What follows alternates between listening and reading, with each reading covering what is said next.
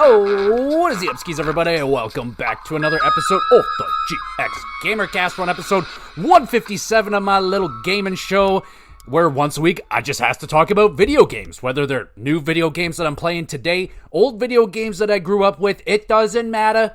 Video games. And today, the dreaded backlog has returned yet again. This is like the third time I've talked about the backlog, but today's backlog episode is special because it's about games that I don't even frickin' own yet, and I'm already procrastinating about those games and putting them on this magical backlog list that isn't even in my arms yet. I don't even own these games yet, but I have enough of a list of games that I don't own yet that I want to play, and I know I'm going to play them. I'm just waiting for rather the price to go down, for it to show up on Game Pass, for it to show up on PlayStation Plus, whatever. But yes, I'll be looking at games that I have that I don't have yet, but I plan on playing. So we'll be just discussing that, and I'm going to go back over the last two backlogs and go through them and check off the games that I have completed since those last backlogs. Not as good of progression on the old backlog as I would have liked by this time, but I knocked off a handful of games from the backlog, so that feels good. Now, the problem is I feel like I have added many more games to the backlog than I have taken off. Way easier to add games to the backlog than it is to take them off. I think that is safe to say, but regardless, we're going to be talking about a bunch of video games, so that's always a good time. But before we get into the bunch of video game talk, let's talk about video games, movies, and TV shows that I've been watching over the last week or so. And I always encourage you, the viewer, the listener, let me know what y'all have been playing and watching over the last whatever amount of time. It doesn't really matter. What games are you diving into? Have you seen a good movie lately? I'm a movie guy, so I like hearing about, if someone saw a good movie. I don't know what's the big movie out there right now. I still think it's Superman. But regardless, let me know what y'all have been up to. That sentence didn't really make a lot of sense now, did it? Anyway, let's get into what I've been up to. So, lots of Survivor. Tons of Survivor. We've watched season 5 and 6 now, and we are into season 7. And season 7, I start to see some people I recognize. Rupert and Sandra come on down. So, I immediately recognized Rupert. He's a pretty well-known contestant on Survivor, and I was like, oh snap. So I'm pretty sure I'm in the area where I stopped watching. My dad, sister, and we watched Survivor when it first came out. Probably watched the first 4 seasons of it or something like that. It was amazing, loved it. Everyone gathers around, everyone talks about it at ski and at work and everything, so it was magical. But then we dropped off from Survivor. I think, my sister was a teenager and she wanted to do teenager stuff. I was getting into my teenage years and I wanted to do teenage stuff. So yeah, we stopped watching Survivor. And the fact that they finally put pretty much every season of Survivor on Paramount Plus now is fantastic. So season 5 and onward, they got them all. And there's 48. I think they're on 48, possibly 49th season now. So there's a lot of freaking Survivor to watch. So that is what I've been doing a lot of, watching Survivor. The latest season that we just watched, season 6, was pretty interesting because it starts off as they split the boys and the girls up. So one team is all girls, the other is all guys. And immediately I'm like, oh snap, this is going to go bad for the boys, because immediately the boys are just like, oh, we're going to destroy these women. We got them in every aspect possible, physical, mental. We're better. And I'm like, oh man, the women are going to mop them up. And they pretty much did for a little bit there. They were winning and the men were looking very embarrassed, and as they should be, acting the way that some of those men did. And the fact that this was not that long ago, and I know men still act the way that they do, but they don't really act like that as much on television anymore. Anyway, it's still really interesting to see how people are acting, as little as like 20 years ago. People still acting a fool. We're acting a fool now. Regardless, that was I wish they kept it going. They kept the men and women separated. They eventually merged the tribes, and men and women were together, and it got pretty good, but they're all good seasons to me. I like every season of Survivor. Really enjoyed that one with the men and the women. Really enjoyed the girl that won. I don't know if it really matters about spoilers, but Jenna won. I think she was, at that time, the youngest Survivor. She was like 21 years old and possibly the first female to win as well. So that's really awesome. I was rooting for her. I thought she was great. She reminded me of a friend of mine. So, obviously I'm just going to pick someone that hits close to home. So that was good. It's always fun. The first episode of any new season we get the most excited for because it's all new members, and we try to pick out the one or two that we think are going to go really far. And for me, it's going to get easier because, you're going to start seeing those recognizable faces like we're starting to see now. So, but it's also really cool to see Sandra. Like, I'm pretty sure this is the first time she's been on Survivor, and she shows up a few times, so it's cool to see her, how she's doing in her first go around on Survivor. Really cool. And yeah, so lots of Survivor. I don't think I've really been watching anything else. Actually, that's not true. I've watched the new I didn't watch the whole new season, but I watched the first few episodes of the new season of King of the Hill, and I love King of the Hill. Took me a while to like it. I remember as a young kid, maybe around like 9 to 11 or something like that. It would always be on TV, and I never liked it as a kid. It's not a kid's show, but I watched The Simpsons and South Park, no problem. But King of the Hill, too smart for a 9-year-old's blood. But now that I'm an adult, that show is funny as shit. It is so funny, and I love what they have done with the new season.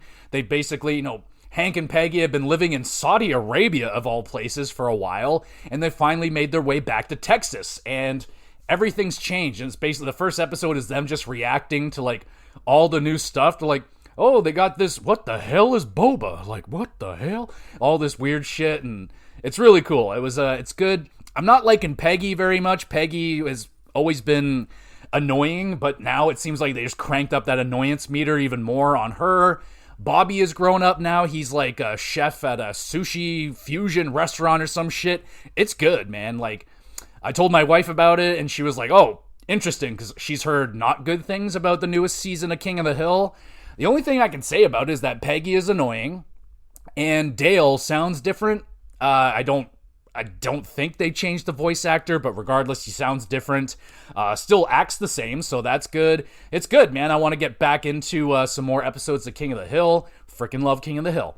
And I watched a few episodes of the latest season of Always Sunny in Philadelphia. A couple of my favorite shows right here, but this latest season of Always Sunny has been okay. Definitely not the strongest one. The first episode was that mixture with that other TV show. I forget what it's called, but it's like in a school. I don't know. It didn't really do much for me. The latest episode that I watched, they become like paramedics, and they're just like addicted to hot peppers, and they can't stop eating hot peppers, and everything's got to be spicy. And I was just like, it wasn't really hitting for me. I was just like, I don't know what they're trying to do with this, but it's obviously, like, I get it that they're trying to be acting like they're on cocaine or something, but I don't know. It wasn't really hitting. It's been an okay season. Sadly, like, the thing is, at work, they're playing like older seasons of Always Sunny on TV right now, and it's just incredible. I'm giggling. I'm having a good time. The older seasons of Always Sunny are phenomenal. Newer seasons starting to fall down in quality a little bit. Comes with, how many seasons have they had now? Like 18 or something. They've had a lot of seasons. So yeah, it's about time for that quality to start going down a little bit, but I'm still enjoying it. It's pretty good. Let's talk video games. Okay, so what the hell have I been playing? It's been a while. I know I missed last week's episode. I was busy. I might miss next week's episode because I have my friend's wedding to go to. Shout out to the homie Billy, getting fucking married next weekend. That's very exciting. And yeah, so I'll be at a wedding next weekend. So I might be too busy to do one of these episodes. But in terms of what I've been playing, what have I been playing? I polished off Kirby and the Forgotten Lands. I could do a quick review for that game right now. It was great. It was delightful. The music is fan-freaking-tastic. Loved the music in that game. Even though I'd say 40% of it, I was just playing handheld on the couch with the music down, but I still kind of hear it, and I was like, damn, I was so impressed with the music. The graphics were great. The level design was fun. I liked the power-ups. I didn't get to play it co-op, but I would definitely be down to play it co-op. It wasn't a very long game, maybe about 10-ish hours or something like that. Not incredibly hard. I mean, it's a Kirby game. They're not known to be very difficult, but yeah, it was delightful. I would say that's the best Kirby game. I have ever played. Haven't played many of them, but that was delightful. Definitely liked it a lot more than Kirby's Epic Yarn. So there's that. I would hit it with an 8 out of 10 for Kirby's Forgotten Lands. I believe it's Land, not Lands, but they also have the Switch 2 version of it coming out really soon as well. That's cool. I don't have any interest in it because, well, A, I don't have a Switch 2 to play it on, and I just played the original version, and it was delightful. I don't need any more of that. Not really craving more Kirby action after that, but I had a good time, and happy that I bought it. I started playing Castlevania Harmony of Dissonance. I think that's what it's called. I don't have it written down, but started playing that, and it's Castlevania. I'm lost all the freaking time, constantly lost. I find somewhere, I'm like, okay, I'm making some progress, we're doing good, and bam, I hit a brick wall. Literally a brick wall. Like, I cannot get past this wall. And then, okay, I'll try this way. Go a little bit, boom, I hit another brick wall. I'm like, what the fuck? All right. I spent like a half hour trying to figure out, because like reading a guide for a Castlevania game is a nightmare. Like, good freaking luck making heads or tails of a guide with no pictures or anything. Like, you pretty much have to do a video guide for Castlevania because it's just ridiculous. It took me like 30 minutes to figure out where to go. Finally figured out where to go, and yep, you guessed it, ran into another fucking brick wall and I'm stuck again. So, it's satisfying when I'm not stuck. It's very frustrating when I'm stuck. And I would say I'm stuck about 75% of the time. Don't know where I'm going, don't know what to do. But that's the nature of Castlevania games. It's satisfying, slowly piecing together the map. And I have found myself coming back to it constantly. Like, I'm like, fuck, I'm lost. I'm done with this. 10 minutes later, I'm back in there trying to figure out where to go. I'm like, oh, fuck, I finally found it. And then off I go. I get another 20 minutes of gameplay and I'm stuck again. But we'll see. I don't know how far. I'm not very far into the game, so I'm not feeling very encouraged I'm going to get this one finished up because I just cannot freaking stop getting lost, and it is a nightmare to figure out where you are in a guide for this game. I'm telling you, these Castlevania games where you're backtracking and just constantly, it is a nightmare for a guide. So, but I'm watching a video guide for it, and watching this person play is embarrassing. They are so fucking good at the game. They're just flying through this thing like, oh, just amazing. So good on that person, whoever did that guide. But playing some Castlevania, and of course I am still playing a lot of Metaphor ReFantazio, which makes me feel like a fucking idiot every time I talk about this game. Literally today, I was at Boston Pizza talking to Billy about Metaphor ReFantazio, and he just looks at me and laughs. I'm just like, I know, it's the fucking stupidest name, but it's a good game, man. I'm enjoying it. I'm fine. It's kind of a roller coaster of a ride that I'm having with Metaphor. I'm loving it. I'm falling asleep during it. I'm loving it again. I'm bored. I'm loving it. And so right now, again, I'm still feeling like I'm falling at like an 8.5 at this game right now. I'm about 70, almost 80 hours in, and I'm getting nervous. I'm nearing the end, I think. Who knows? It's a Persona-ish game, so these things never end. And, I'm getting nervous because I'm reading like how strong I should look to be to fight this final boss, and I'm like not even freaking close. And I'm trying to find ways to grind out some levels, and like grinding out levels in this game is just a fucking, whoo, is it ever a grind? They call it grind for a reason. It's a grind. It is very slow. I'm like level 66, like the highest. My main dude is like level 66, and they're like, yeah, you're gonna want to be like 70s, high 70s to deal with it. I'm like, I got fucking 9 days left until I have to fight this dude. I ain't gonna make it. So I don't know what's gonna happen with Metaphor, if I can make it through this game or not. I've had a couple of fights in this game that have been hella hard, so hopefully I'll be leveled up enough to take down the final boss in Metaphor. And outside of that, the only other game that I've been playing is Planet Zoo. Oh yeah, bro. I got down and dirty with Planet Zoo. Oh man.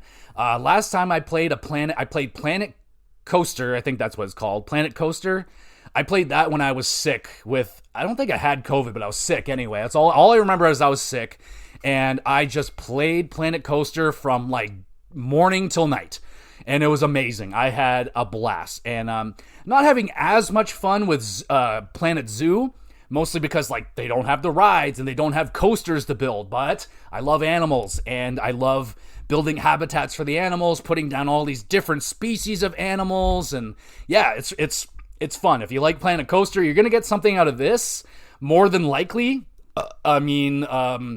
if you don't, it's definitely slower pace than Planet Coaster, and the learning curve is a little bit. There's like 3 tutorial levels, and they throw a lot at you in those tutorial levels to try and get you going into the game, but I'm going pretty good right now. A few animals have died on me. I admittedly put in a water buffalo, forgot about the water buffalo, and then the water buffalo died.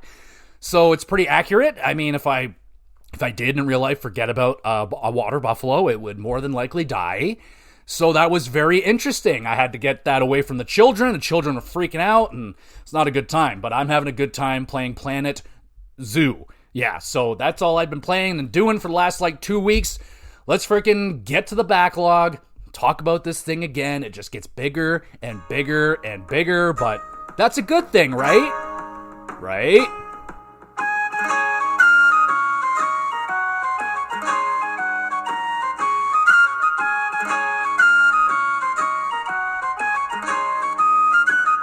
Alright, you dirty, dirty backlog, you get your dirty bitchy ass over here and let's talk about you.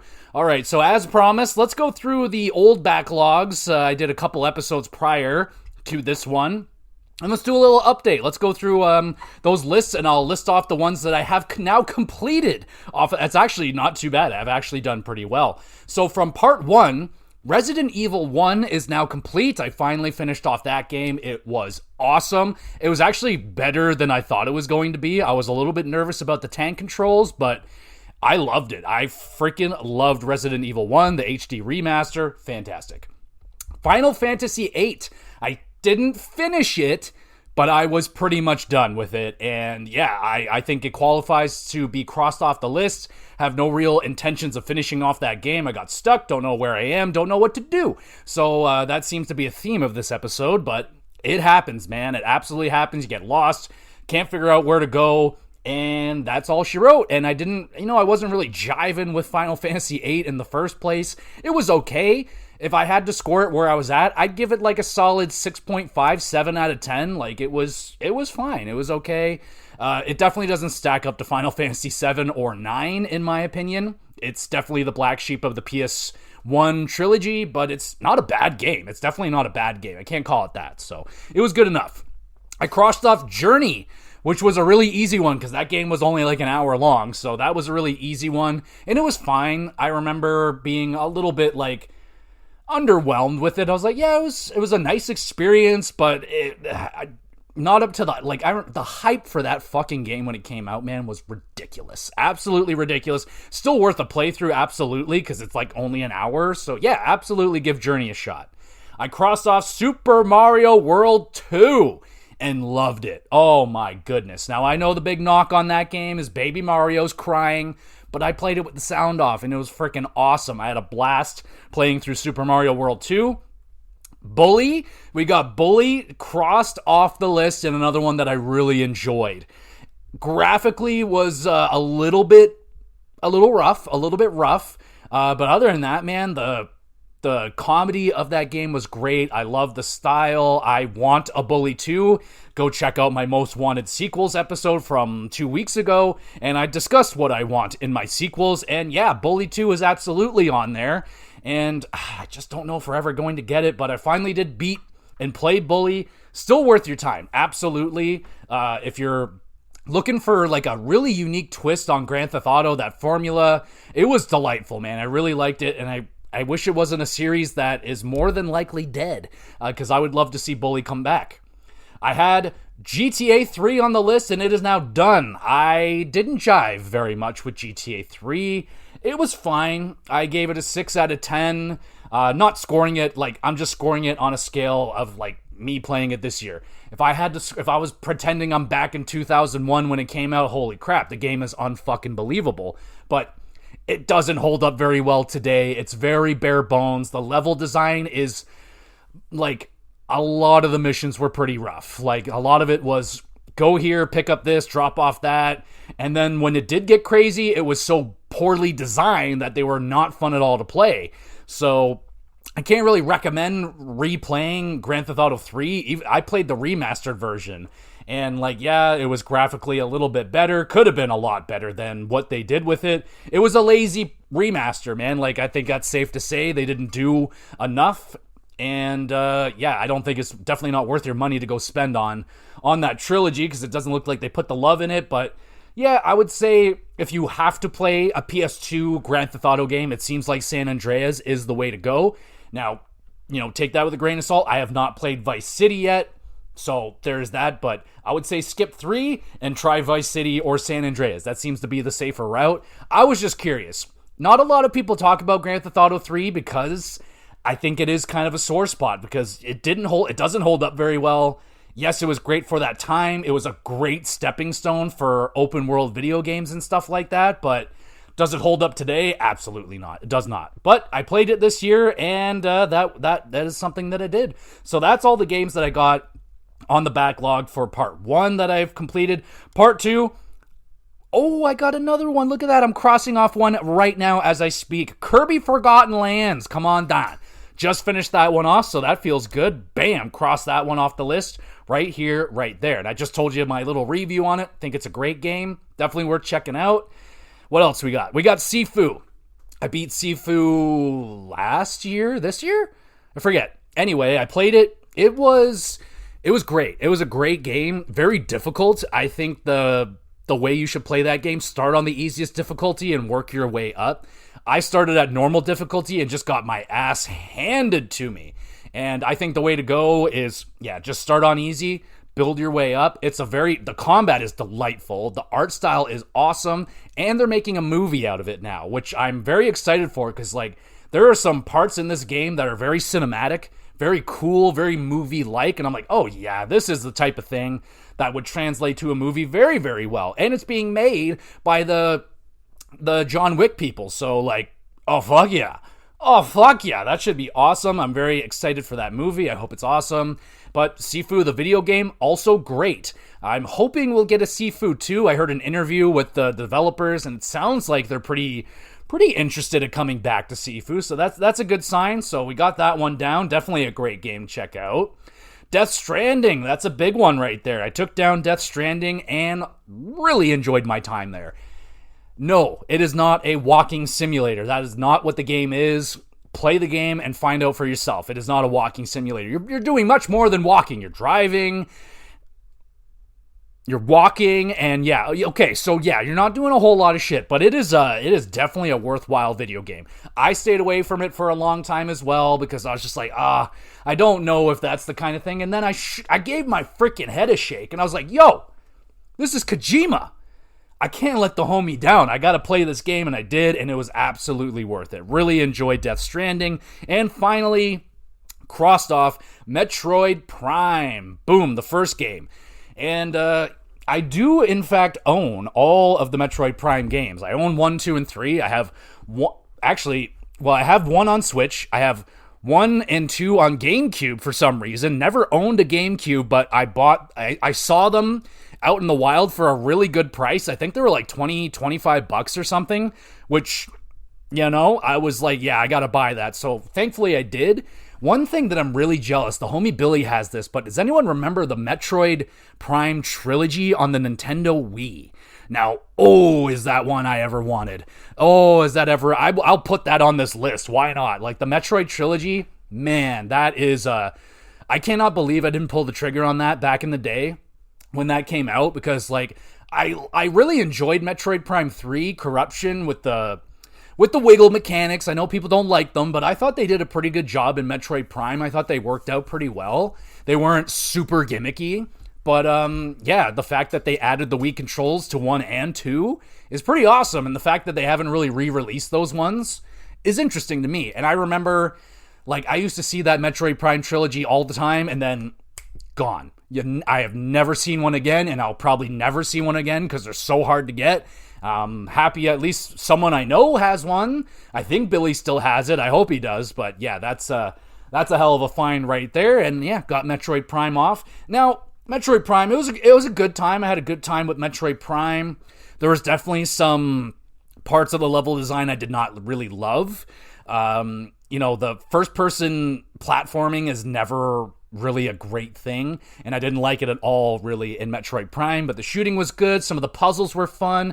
Yeah, it's worthwhile, and the best thing is Nintendo isn't asking for you to take out a second mortgage on your house to get the fucking game, because it was only $49.99. I think that is a great price point for this game. Absolutely worth it. Hell yeah. So those are all the games that I have. Well, there's also technically Metaphor ReFantazio. That's on the list, but I now own it, and I'm almost done it, so technically, it's crossed off on the list. So Metaphor, I will be doing an episode on Metaphor in full, give it its full episode treatment, because it does deserve it. There's a lot of meat on the bone for that game. I gotta finish it. I don't like reviewing a game until I hit end credits, because that final sequence is big for me, man. You could lose a lot of points if you fuck up the ending for me. So if I really, the last boss battle is a real pain in the ass, like, you're losing points, man. Like, I don't want it to be, so I got to make sure that Metaphor, because maybe that's where the ooh-ah factor is in Metaphor that I'm waiting for. I'm still, like, there's been some cool shit. Don't get me wrong. There's been some cool shit in Metaphor ReFantazio, but I'm still, like, I'm waiting to see, like, what's making this game getting 9.5s, and what's making this one of the highest rated games of all time. Like what is it? I'm just not seeing it yet.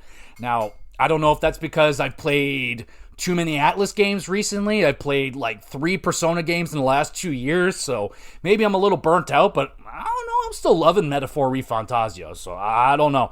We'll see what the final verdict is going to be, but let's get into this list now. Let's start at the bottom. Let's start with Pikmin 1 and 2. Really want to get this collection because I played Pikmin 3. That was the first Pikmin game I have ever played, and I absolutely loved it. Absolutely loved it. It is such a me game. It's like management strategy. It's such a unique little game. It's really hard to describe it. So you got these little Pikmin, and they're all different colors, and the colors do different things. Some gather, some can cross water, some can jump, shit like that. And you're just trying to get this fruit, get the fruit back to your ship. But along the way, there's these things that are going to attack your Pikmin and kill them and eat them, and it's not very good. So you want to try and keep as many of them alive and bring them all back home safe. And it is just delightful. It is so much fun. I loved it. Loved it more than I thought I was going to, and that's great because I'm very hesitant on new IP for Nintendo. Like, I was nervous jumping into Animal Crossing. I'm like, what if I don't like it? And I loved it. So same thing with Pikmin. I was like, what if I don't like it? Loved it. Absolutely loved it. Now I own Pikmin 4, but I don't want to get into Pikmin 4 until I play 1 and 2. Because if I play 4 and all that new shit, all the quality of life things, I don't want to ruin 1 and 2. So I want to play 1 and 2 before I get to 4. Holy crap. But, dude, if you have not played Pikmin, like, check it out. Pikmin 3 is one of the best Switch games out there. It is awesome. There's a lot to do. Tons of replayability. I'm pretty sure you can play the whole game co-op. Like, bruh, it is a game and a half. And I like... The thing that sucks about the Pikmin 1 and 2, like I talked about with the Metroid Prime thing, it is not $49.99. Why? Why, Nintendo? Why is it not $49.99? Yes, you are getting 2 games in it, but... What the fuck? Can we just get a little consistency around here? Well, actually, they have been consistent at jacking up their prices on everything, that's for sure. All right, let's go to the next game before I get too mad. If I spend too much time on Nintendo, I'll get mad. Actually, let's just quickly discuss this recent price increase for Nintendo. What the fuck are you guys doing? Do you not make enough freaking money over there? You guys print money for a living, and you still want to freaking siphon out even more money out of your fans. Unbelievable.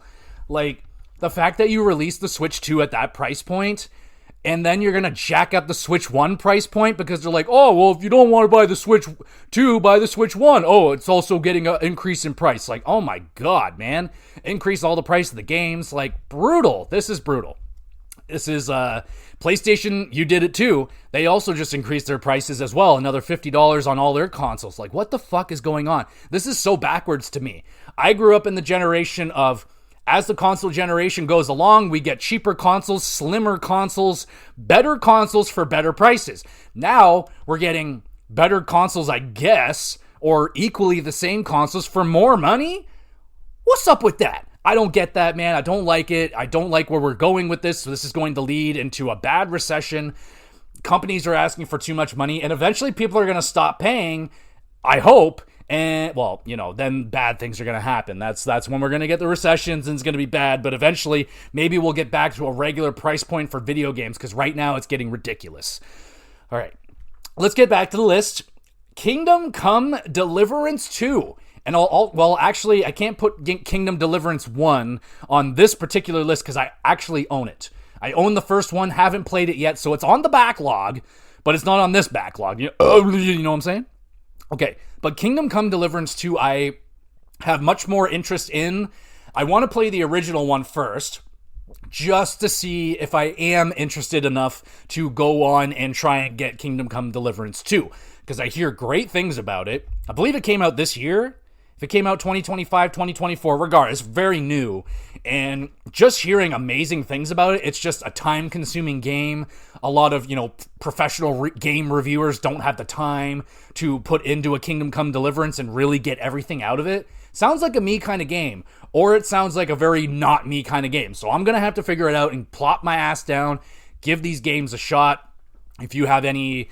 Actually, this game was recommended to me by the homie Jesse. I remember Jesse told me about this game. He's like, yo, you should give it a shot. You'd probably like it. And you can get the first game dirt cheap. I think I got the Ultimate Mega Bundle for like $7 or something like that. Like, very, very reasonably priced video game. And for Kingdom Come Deliverance, basically just waiting for a price drop, which there has been one. I like 50%. I'm looking for 50% or more. I like to pay $40 for my game. That's where I like to pay. I'm happy there. That's just me. You can do whatever the hell you want, but I like that $40 mark. So once Kingdom Come Deliverance hits that $40 price point, that's probably when I'll be taking a dive on that one, but we'll see. It may not be anytime soon that I get into Kingdom Come Deliverance. That seems like a game you really got to be in the mood for, but kind of in for a hardcore action RPG. Like, it seems very interesting. It seems like, I believe, like, you actually get hungry and you got to take care of your thirst, and the combat is very hardcore. Like, one swing can kill you kind of hardcore kind of deal. So, like, it sounds very interesting, but also sounds like a game that could be just a swing and a miss. I don't know. So I'll have to try it out. Up next, we got another Nintendo game. It's Mario Party Jamboree. Now, I have not purchased a Mario Party since Mario Party 2. I played Mario Party 8. I played a couple of them. I don't know, the really bad ones. I played one or two of those on the Switch or the Wii or Wii U or whatever the fuck they released those ones on. And yeah, I just really haven't been interested in the new formula of Mario Party games for a while. So I just kind of steer clear of them. But I heard this Jamboree one's pretty good. So it's got good reviews. I always like to try and keep a few party games around in the house just in case people come over and it's like, what do you want to do? It's like, I got this Mario Party game. So, instead of me buying Mario Party Jamboree, I ended up buying Switch Sports. So I have my party game down, but Mario Party Jamboree, I really like Mario Party, but I still have a lot of fun playing the N64 ones.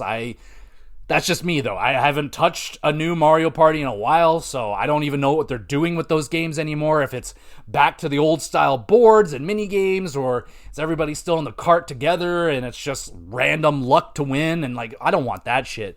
Like, there's always been a little bit of luck in Mario Party. That's kind of always been there, but it got egregious, bro. It got so egregious. Like, here's 37 stars for existing. It's like, oh, come on now. Like, jeez, just make me. I'm getting zero serotonin out of playing your game. I need serotonin. All right, let's move on to the next game, Mario Party Jamboree. We got Parasite Eve. Now, this one, I doubt I don't know if I'm ever gonna get it. It's not really a game that I'm out there hunting for. I don't really do the retro hunting anymore. If I'm in the neighborhood, like my doctor's office is kind of right around the corner from my local gaming shop. So if I'm ever in that area, got to go see the doc, I'll go take a swing over my local game shop, see what's going on, take a look at the pricing, see what's getting crazy. Like I talked about the last time I went out to my local game shop.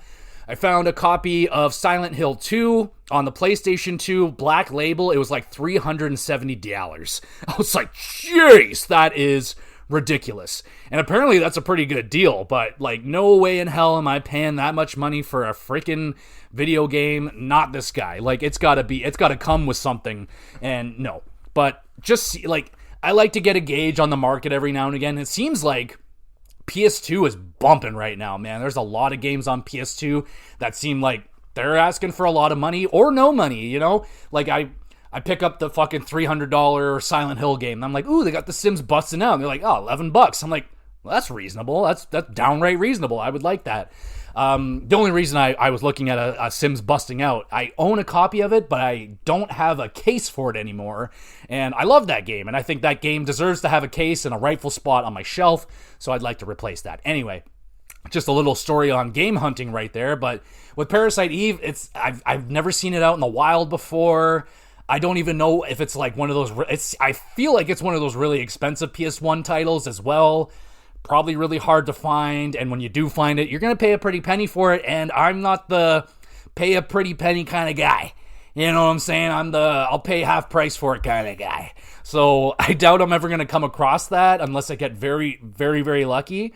But I don't even remember what the fucking concept of the game is anymore, but all I know is that it intrigued me so much that I was like, I need to experience this somehow.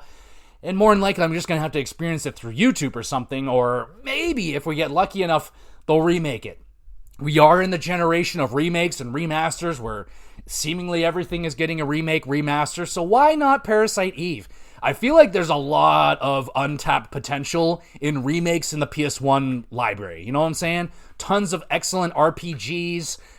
There's just lots of really good games that all they really need is a nice graphical upgrade and they'd still be great. I mean, we're getting Final Fantasy Tactics not long from now. That's a great example of a game from the PS1 that could just easily come out. They don't have to do a whole lot to it and it's going to score great because it's just a timeless all-time game. So there is that. So there's Parasite Eve. I doubt I'll ever find one or have a copy of it, but who knows? Maybe I will. So next up we have... Wait. Never mind. Up next, we have Simpsons Hit and Run. This is a game that has recently caught my attention. I don't know why. I have the bug for it. I played this game when I was a kid on my uncle's GameCube. I remember playing it. I remember waking up really early, like way before he did, to sneak out and go play it while he was asleep. And like, yeah, it's just, I kind of want to collect some of the Simpsons games. Like, I want to get the Simpsons, just the Simpsons video game on 360. That version, like I want that one. I want the Hit and Run. I always forget what the Hit and Run and it doesn't matter. But I really want it. I want to play it. I want to try it. I want to see what the craze is all about, even though I know it's just like Crazy Taxi meets Grand Theft Auto a little bit. But Simpsons, I love the Simpsons so much. So I would love to have just a few Simpson related video games in my collection because I don't have any. The only one I remember I played the Simpsons wrestling game. Oh, if you've ever played that one, that's a bad video game. That might be one of the worst video games I've ever played. And I just, I was like, okay, so these are probably just bad movie tie-in games, bad TV show video games. So I stayed away from Simpson video game stuff. But having that experience at my uncle's, playing Hit and Run or whatever the other one is, and then playing the Simpsons video game with Billy, I thought that game was awesome. We played through like half of it, and I was like, I was thinking about it later on that day. I still think about it now. I'm like, that was a good game. Like, not amazing by any means, but it was not bad. I was having a good time. Like, I was thoroughly enjoying myself. So I would like to try and collect some Simpsons games. And of course now, this happens every time this is kind of why I stopped doing video game hunting, because every time I get something in my head that I really, really want, I will never find it. I cannot find it for the life of me. And for the last, 6 months that I've been trying to hunt down a copy of Simpsons Hit and Run, have not seen it, and I swear I've seen millions of them. Zillions, if not. They're red labels, there's black labels, like it's a greatest hits game. So there's tons of them out there. I know they're out there. So I'll find one eventually. I just hope it's not gonna cost me an arm and a leg, because I feel like it's going to, because everybody wants this game remade. So obviously there's a market for the game, which means there's gonna be a price point behind that game, which scares me. So there's that. All right, let's move on to the next game. It's Pokemon Snap on the Switch. Don't you worry, I got Pokemon Snap on the N64, absolutely. And I recently replayed it this year because I am craving taking pictures of Pokemon so badly. I need it. I really need it. But I'm a cheap bastard, and I'm waiting for this game that I don't think has ever gone on sale, Pokemon Snap on Switch. I don't think I've ever seen it on sale. I don't think I've ever seen one out in the wild either. I don't think it's like an incredibly hard game to find or anything. And at worst case Ontario, I can always just download it digitally on the Switch and we can do it that way. But I kind of like my Switch collection, so if I can get it physical, I'll do it physical. And it's for me, it's been cheaper to go the physical option. I've almost pulled the trigger on a used copy on like Amazon's like $55. I'm like, just $55. Like, jeez, that's just, and I just don't know how much I'm gonna get out of the game. See, that's how bad I am, man. But that's also, it's a good thing to be cheap. For certain things, for your hobbies, I think it's a good thing to be cheap because, now my wife doesn't give me shit for it. She has never given me shit for buying video games, too many video games, expensive video games, because I never buy them for full price. I only buy them on sale. I don't buy them all the time. And when I do, I just don't tell her. So there you go. You can also just do that, guys out there, ladies, gentlemen, listening. So you can just do that with your spouses. Just don't tell them. All right. What game am I talking about? We're talking about Pokemon Snap. I just really want to play it. I've been craving it ever since like Wii U, because I was like, man, Wii U is designed for you to take some pictures of the Pokemon. You got that Wii fucking whatever the Wii U thing, that controller that they had. I was like, it's gonna be perfect. And I was like, oh man, my Switch handheld. I just want to take pictures, man. Oh, it'd be freaking awesome. So that's like really up there on how bad I really want that game. Eventually, I'm probably just going to pull the trigger on it and spend like $50, $60 on it and just not be all that amused with it. I'll just be like, yeah, this is fine. All right. Next game, we got Eternal Darkness, or, hold on, I'm going all over the place here. Where was I? Pokemon. Wow, I missed a lot of games. All right, let's go with Unicorn Overlord. So Unicorn Overlord, the only reason I want this game now is because I loved 13 Sentinels so much, and that's their next game. And I hear it's just as weird and strange and awesome. So I was like, great, sign me up. I'm just waiting for a price drop on that sumbitch because I've seen Unicorn Overlord going for like 40 bones, 45 bones. I'm like, cool. I saw about 3 weeks after I bought 13 Sentinels, I bought it for like $40, and then a few weeks later it went down to 20. And I was like, all right then. I will wait for Unicorn Overlord to go down to 20 because that's how far it'll go. So I'll have to wait a little bit before I get to that one, but they're not like super popular games, so they tend to go down in price pretty quickly. So hopefully I can get it down to that $20 price range and get into Unicorn Overlord because it sounds really awesome. So I'm excited to get into that one. Let's get to the next game and not skip any. Let's talk Eternal Darkness. Another one here, I really doubt I'm ever going to own it because it is a GameCube game, and holy crap, GameCube has always been expensive. From day one. I mean, day one, your regularly priced Nintendo GameCube games is probably the cheapest they ever fucking were, man. I don't know what it is about GameCube games, why they're always so freaking expensive. You got Soul Calibur 2 PS2 version, $10. Xbox version, $10. GameCube version, $89.99. It's like, what the fuck is going on? Because you got Link in there, and he's not even good. I think he is actually really good. I wouldn't know because I never played it because I didn't have a fucking GameCube because I didn't like it. Anyway, the game I'm talking about is Eternal Darkness, of course, and I want to experience it. I want to experience it on the GameCube, of course, because it's one of those games that's kind of its time. You might even have to plug it into an old RC TV, the thick TVs, not the thin plasma ones, because it's going to do weird things to your TV. It's going to turn off the power to your console. It's going to make it look like it erased all your shit. Like, I want to experience that. I want to have those fears, because, like, I think it would still be cool to have, even though I know what's going to happen, it just sounds like a really cool game. Like the whole insanity thing.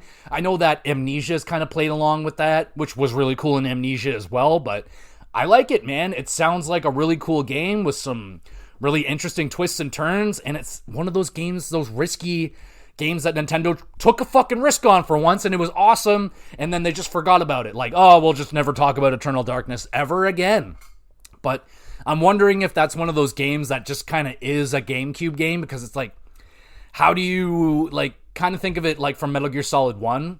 If they're going to remake that game now, What are you going to do with Psycho Mantis? Is he going to read your hard drive? He could do that. He can make your controller rumble still. He can still do that. He can still do shit.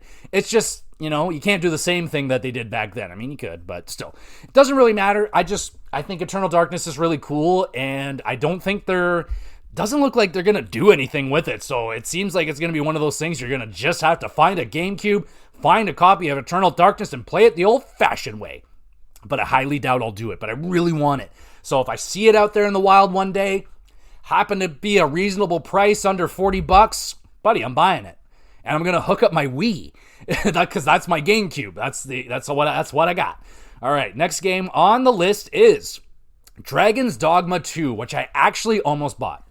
Almost bought it. It was in the $40 price range, which is great. I was like, oh, hell yeah. Then I stopped myself. I was like, are you going to play this anytime soon? And the answer to that was no.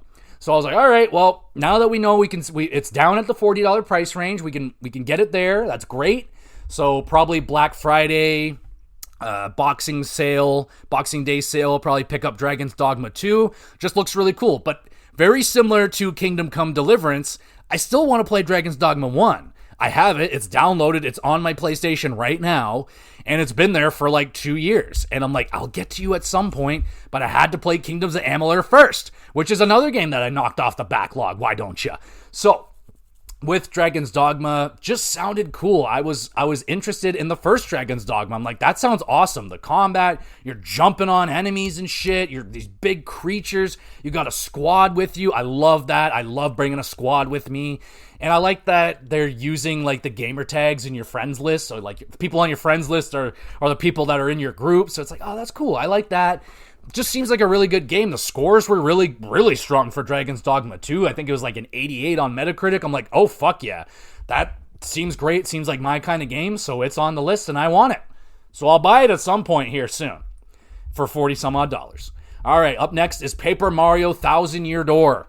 This one, patiently waiting for some sort of price drop. I'm not very optimistic that there will be a price drop on this one outside of the small Amazon price drops. Like, oh, it went from $79 to $71. I'm like, that's just the taxes over here. Like, come on now. That's nothing. I need a deal. Give me a deal. But I really, really, really, really want to play it. And the further up we're going on this list, the more I want to play it. Excuse me. But Thousand Year Door, that's been on my radar. Excuse me. Been on my radar ever since I played the first Paper Mario, which I absolutely adored. And this one is like apparently the pinnacle of the series, because they never really got it back going after Thousand Year Door, right? They had the one on the Wii, which was like, it seemed really cool. I never played it, but it was meh. Then they had the 3DS one, which was fucking terrible. I bought that one, and I was disgusted. Admittedly disgusted. I was like, this game sucks. I'm pissed off that I spent money on this, and I'm not having a good time. This is not Paper Mario. So if you are, for some reason, thinking about buying a Sticker Star on 3DS, don't you dare. Don't you dare. Don't do it. It is a bad video game. So stay the fuck away from that game. Anyway, but try and get Thousand Year Door on your Switch, because that seems like a fantastic game. Hear great things about it, and I'm going to play it. I'll get there. As always, I'm a cheap ass, so I'll have to wait for a price drop. I think at best, I'll be lucky if I see it go down to $55, but if it does, I'm buying it right away. Up next, we have Silent Hill 2, the remake version, because now I own Silent Hill 2 and I own Silent Hill 3 on the PS3 collection thing. I know it's not the best way to play it, but it's the only way that I can fucking afford to play it. Because, did you not hear me earlier? $370 for Silent Hill 2. Eat a dick. I am not paying that much for a video game. Absolutely out of control. Especially when you have a remake of that game. And this was after the remake I saw. It was still $370. Crazy to me. Absolutely crazy, but Silent Hill 2. I have never played a Silent Hill game before, and I really want to. I'm growing into horror games, and I'm ready to take that next step, and I think that next step into horror is Silent Hill for me. Resident Evil Dead Space is like the furthest into horror that I've gotten to. Played the demo of Amnesia, said fuck that shit, threw that computer out the fucking window and never touching that one again. I played a little bit of Outlast. It wasn't really for me. It scared me a little bit, but then it just got tedious and really boring and just annoying. So that one didn't hit for me. But holy crap, man, Silent Hill 2. The homie Josh played it a ton at work, and he said he loved it. I'm pretty sure he got the platinum and everything. So yeah, I really, really want to get to Silent Hill 2. And that one I've also seen as low as I think like $49. So it's getting dangerously close to a price point that I'm willing to pay for it. And October is right around the corner. So spooky season incoming, which means I gotta start playing some spooky games in September to get ready for the October spooky time. So, hey, shit, I might be talking myself into Silent Hill 2 sooner rather than later. Up next was Pokemon Snap Switch, but we're gonna skip that and we're going to Neva. This would be the only, indie game that I have on this list. Now, there's a ton of indie games I could probably make a whole list of just indie games, because pretty much every indie game that I don't own, I probably want to play it for some reason or another. I mean, indie games are fantastic. I love them, even though I still to this day don't think I give them enough appreciation, but here I do. Here I go. Here's Neva. Really want to play Neva. First thing I heard about it was it got a comparison to Princess Mononoke. I was like, sold, don't say anything more. That's it. Buying it, done deal. Don't worry about it. Still haven't pulled the trigger on it yet. It's an indie game, so it's like $26, brand new. I've seen it as low as I think like maybe $18 or $19. I think the next time I see it on sale, I'll probably pull the trigger on that one. It's a short and sweet game, but it seems like it sticks with you. A lot of people that played Neva seem to that experience seems to stay with you. I'm a little bit nervous of I kind of predicting where I think that game is going to go. It's probably going to go down a dark road I don't want to go down, but well, I guess there's really only one way to find out, right? And I'm going to have to play Neva, and I will get to it. Up next, we have Donkey Kong Tropical Freeze, and I put /Bonanza, because, yeah, I really want to play Bonanza. It sounds amazing. Everyone with a Switch 2 is going crazy about it. Like, oh, it's so amazing. I'm smashing everything. It's so much fun. I love it. But I still haven't played Donkey Kong Tropical Freeze yet, and I feel like I need to rectify that. That's not okay, apparently, according to some people on the internet. So we need to fix that. Donkey Kong Tropical Freeze, it just won't go down in price, man. I'm so disappointed. It is like a very early Switch. Is it not a Wii U game? So I'm dying for a price drop in this game. I think the lowest I've seen it is $55, but I haven't seen it as low as $55 in a really long time. So I don't know. I might just have to pull the trigger at $55. Can't find a used copy for a reasonable price range. But I really want to play it. I hear it's hella hard. I had a hell of a time with Donkey Kong Country Returns on the Wii. That game was really fucking hard for me, but I don't know. It's one of those games, like, once you get it, it was pretty, like, the second time I played through it, it was pretty easy goings, but that first playthrough kicked my ass. Oh my goodness. But of course, Switch 2, I don't know, the more that I'm more leaning like I don't want one. Like, I almost want to skip it, because a lot of the games that I'm interested in are going to release on Switch 1 anyway. And it's just so freaking expensive. The games are so expensive. Everything about it is expensive. The accessories are just, it's egregious. And I don't think I want to be taken for a ride here. And I think that's what Nintendo's doing with their fans. They're like, ha, we got you now, suckers. We found something that you really like. Now we're going to take you to the fucking cleaners. So, be careful what you wish for. We all wished for the Switch 2, and now we got it. And it's just way too expensive for what it is right now. There's not enough games. There's not even like the conferences that they've been having. Like, I am not encouraged, man. That it doesn't look like there's a lot coming in the first year or so here. So it doesn't look like I really need to be getting a Switch 2 at any point, but I'm nervous that the price is going to go up, because that's a new trend that is just happening in video games right now that I absolutely hate. Not cool. Not cool at all. All right. Let's get to the final two games on the list here. Up first is Astro Bot. Oh man, I want to play this game so bad. Again, waiting for the price drop, because I know Astro Bot's not going to be the longest game. I'm going to probably end up getting the platinum and never play it again, but I'm going to love it. It's going to be one of the best experiences of whatever year that I play it in, and it's going to be awesome. I just don't really want to spend, I don't know, I think it's down to like 60 some odd bucks now, which is not bad. Like, I want to support my PlayStation community, obviously, but I got to support myself too. You know what I'm saying? I can't support myself if I'm spending $120 on brand new video games all the time. So I got to wait for price drops, and Astro Bot is at the top of that list pretty much. There's only one other game above it, and we'll talk about it in a second, but Astro Bot, man. I just want to see what they're doing with the DualSense, because nobody's been doing DualSense like they did on the Astro World or Astro Playroom or whatever the heck it's called. Man, really want to play it. Looks amazing. The music looks awesome. The free DLC that they added also really enticing. I'm like, oh yeah, I want to play that Christmas level. And they have the speed runs. Like, I like that they're supporting the game. They're giving us more, which is always a big benefit. And now, for the final game. Do you know what it is? It's a Nintendo game. Are you surprised? Maybe, but I'm not. The game is Legend of Zelda Wind Waker. I don't care what fucking version. I want it to be the Switch version. That's the version of the game I want, but that version does not exist yet, and that is not okay. I don't know why it doesn't exist. I don't know why they don't want us to have it, but it does exist. You can play it on the Switch, too, with your Nintendo GameCube thingy, so you can technically, that's what I want, okay? Give me that. Just give me it. I want it. I want it now, and I know Nintendo knows this. I know they're gonna keep that Wind Waker on Switch 2 to try and get guys like me, and it's not gonna work yet. It's not gonna work yet. We'll see. We'll see how much longer I can hold out. But Legend of Zelda Wind Waker is the biggest Zelda game that I have not played yet. I did the Super Mario.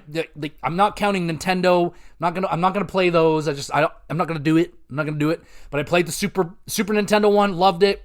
N64, loved it. Haven't beaten Majora's Mask, but I played it a bunch. Yeah, it's just a GameCube one. Technically, Skyward Sword, I played it for like a couple hours, and then it just wasn't it, man. That game just was not it. I can't believe people were giving that game 10s and shit. That's bullshit. That game sucks. Sucks is a harsh word, but it's just not that good, you know what I'm saying?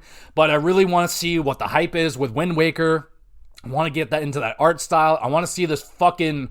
What's that dude's name? Twinkle? Is it Twinkle or something? I don't know what that guy's name is, but there's that dude in Wind Waker. And I also want to see Ganon get a sword right in his fucking forehead. That's so key. That's so cool, and I want to be the one doing it. I don't want to watch it. I want to do it. All right. So that is my backlog list of games that I do not own yet, that I will eventually own and play at some point. But there we go. That is the dreaded backlog that seemingly only gets bigger every time I talk about it. And if you ever want me to do more backlog episodes, I can do them in a pinch. They're my break glass in case of emergency episode. It's a backlog episode. It's just like, all right, let's just talk about a bunch of games that I own and have not played yet, and let's discuss why I haven't played them yet. I mean, it's embarrassing. I own probably over 100 games that I have not even played yet. Probably more. And... in a perfect world, I would have played them all by now, but it's a good problem to have, man. Like I've said this numerous times, I think we're living in a golden era of gaming right now. There's so many games to play, consoles, just indie games up the ass. There's so many types of games to play. It's out of control, and they look beautiful, and they sound beautiful, and all that great stuff. Though it may not be the golden era of gaming industry, where I know a lot of people are shutting down and all that, but us as gamers, we're eating. We're eating so good right now. We're fat, we're plump. We can't even move right now. Our backlogs are so full. So that's what it do. But let me know what your backlogs are. Do you have a big backlog? Is your backlog empty? Did you catch up somehow? How'd you do it? How did you do it? Did you break your leg and you got 7 months off of work or something? That's like the only way I could see him doing it. But even then, I still don't feel like that's enough time. Definitely not enough time. Especially when you have games like Metaphor ReFantazio that want to take a whole month and a half to beat. Okay, so there we go, everybody. Thank you so much for listening. You're the best. You want to be even more of the best? Make sure you're reviewing the podcast. Put a star rating, however many stars you believe I deserve, and leave a comment. You can leave a comment on Spotify. I also upload all these episodes to the YouTube channel, GamerGX Videos. Go over there, subscribe, please, and thank you. And you can leave a comment on the YouTube channel.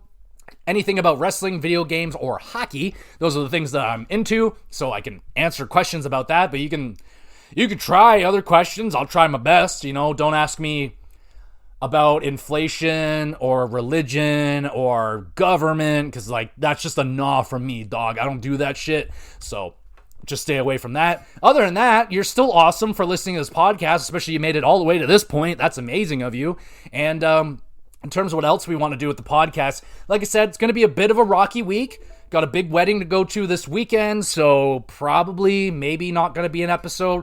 I'll see if I can get one out early before the wedding. If everything goes right, I'll hopefully get another episode out. Maybe it's going to be Metaphor. We'll see how close I am. The game claims I'm close to the end, but it's tricked me already twice, so I don't know. I don't know. So, again, thank you, everybody, so much for listening. You're the best, and we'll be back again with some GX Plus case.